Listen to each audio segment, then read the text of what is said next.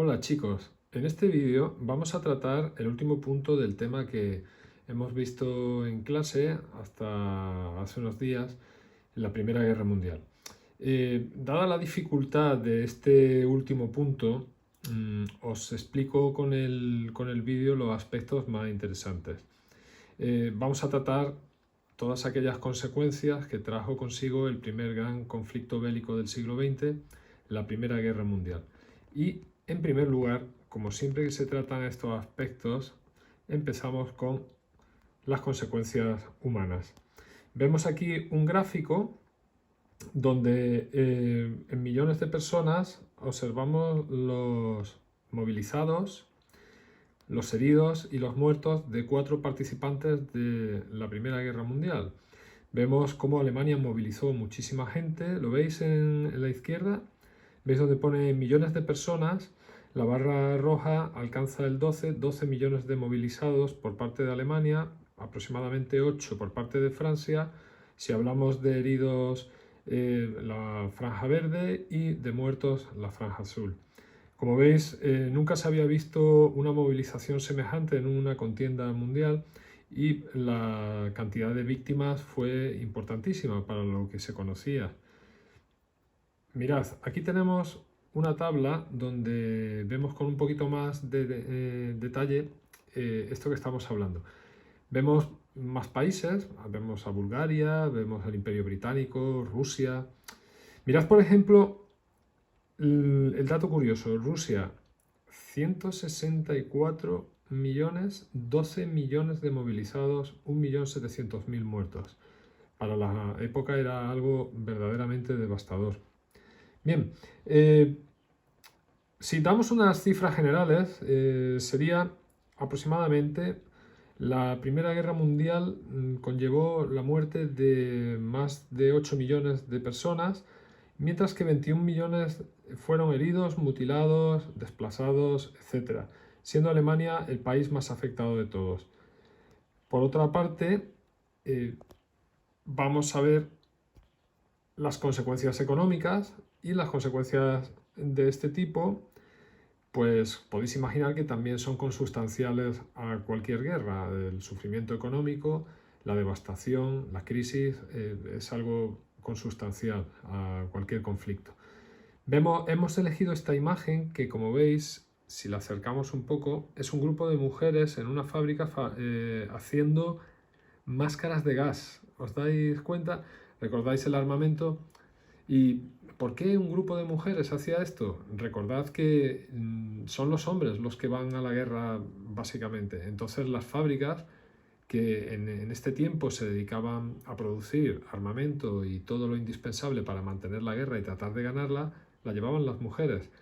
Cuando termina la Primera Guerra Mundial, las mujeres habían demostrado que podían estar al frente de las fábricas sin que el rendimiento cayese, y eso supondrá un avance importante para el movimiento feminista. Bien, volviendo a las consecuencias económicas, podemos decir que, en primer lugar, se va a notar en la destrucción de infraestructuras como puentes, carreteras, también campos de cultivo, el desmantelamiento de fábricas que se dedicaban a dar a la población todo aquello que necesitaba y que en estos momentos se dedican exclusivamente a material militar. Imaginaros lo que supone para esas fábricas, cuando termine la guerra, volver a reciclarse otra vez para volver a abastecer a la población. Es decir, todo eso va a suponer un ahondamiento en la crisis. También muchas ciudades fueron afectadas por el conflicto, especialmente las de Francia y Bélgica. Por otro lado, para solucionar el problema económico, para solucionar el gasto enorme que tenían los países, van a recurrir a endeudarse, y se van a endeudar sobre todo con los Estados Unidos de América, que se va a convertir en el principal prestamista de este tiempo, lo que va a suponerle un enorme beneficio a este país. Recordemos que tras la contienda mundial, Estados Unidos ya es, de hecho, la primera potencia y hasta la fecha, ¿verdad? Cambiando de consecuencias y yéndonos a las consecuencias políticas, hemos de decir que estas se concretan en los Tratados de Paz de París, en 1919. Los tratados de paz tuvieron como protagonistas a los presidentes de los 4 países vencedores que impusieron sus condiciones a los vencidos, especialmente a Alemania. Aquí vemos en la imagen, fijaros, haciendo un pequeño descanso, el llamado Comité de los 4. Ahí tenemos, si lo hacemos de derecha a izquierda, tenemos a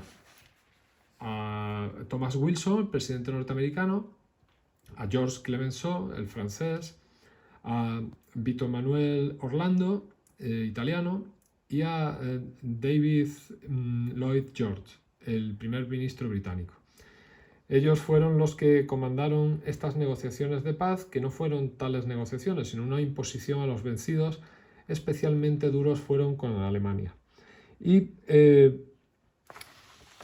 las principales decisiones, como os digo, las tomaron los vencedores y van a tener una serie de repercusiones importantes, especialmente las tratamos aquí en este pequeño cuadro que os pongo.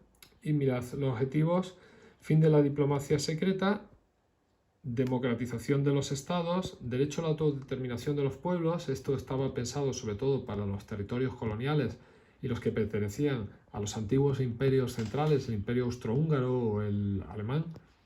La vuelta al liberalismo económico, al libre mercado, librecambismo, y la creación de la Sociedad de Naciones, que fue una idea del presidente Wilson, del presidente norteamericano, para construir un nuevo sistema de relaciones internacionales entre los países que evitara la guerra, y de la que nos ocuparemos más tarde.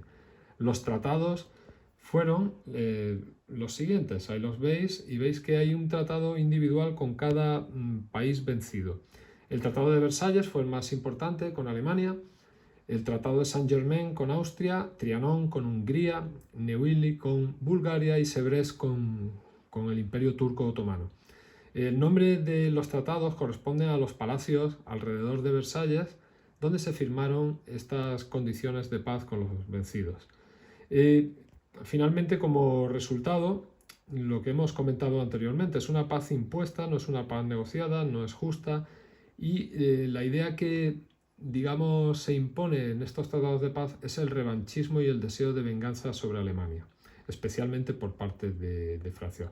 Como podéis imaginar, esta paz no soluciona el problema y será cuestión de tiempo que volvamos a un nuevo conflicto. Mira, nos centramos ahora en este personaje que lo hemos visto antes, es el presidente norteamericano Thomas Woodrow Wilson.